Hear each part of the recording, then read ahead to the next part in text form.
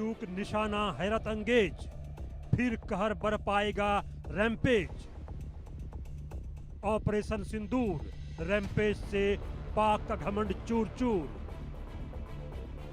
ब्रह्मोस के साथ पाकिस्तान ने मचाया तांडव। इजराइल को रैम्पेज मिसाइलों का बड़ा ऑर्डर।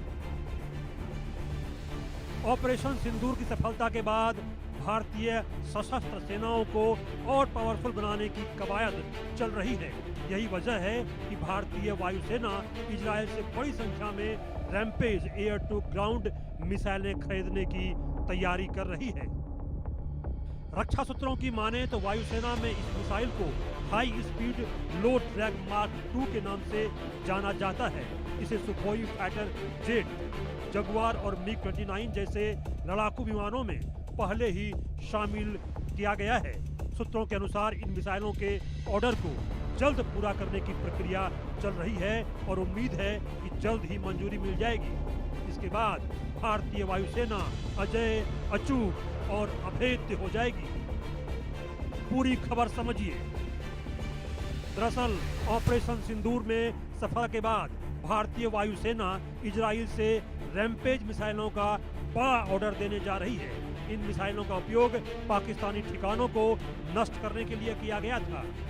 रक्षा सूत्रों के अनुसार इन मिसाइलों को आपातकालीन खरीद प्रक्रिया के तहत खरीदा जा रहा है। रैम्पेज मिसाइलों को पहले ही सुखोई 30 MKI, जगुआर और MiG-29 जैसे विमानों में शामिल किया गया है। इसका इस्तेमाल Su-30 MKI से पाकिस्तानी ठिकानों को टारगेट करने पर किया गया था। भारत ने रैम्पेज मिसाइल को पहली बार 2020-21 में उस समय शामिल किया था जब पूर्वी लद्दाख में चीन के साथ तनाव बढ़ गया था। इस मिसाइल की सबसे अहम खासियत ये है कि ये लंबी दूरी तक तेजी से सटीक हमला करने में सक्षम है। इससे फाइटर जेट दुश्मन के इलाके में गहराई तक हमला कर सकते हैं और एयर डिफेंस सिस्टम की रेंज से बाहर रह सकते हैं।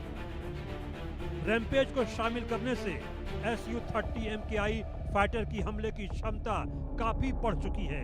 यह पहले से ही 400 किलोमीटर से ज्यादा की दूरी तक मार करने वाली ब्रह्मोस मिसाइलों को ले जा सकता है।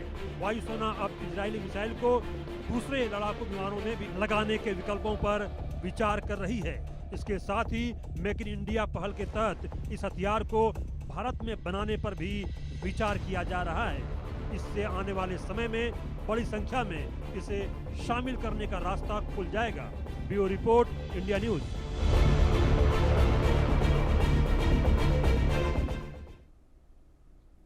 विस्तार से चर्चा करेंगे मेजर जनरल रिटायर्ड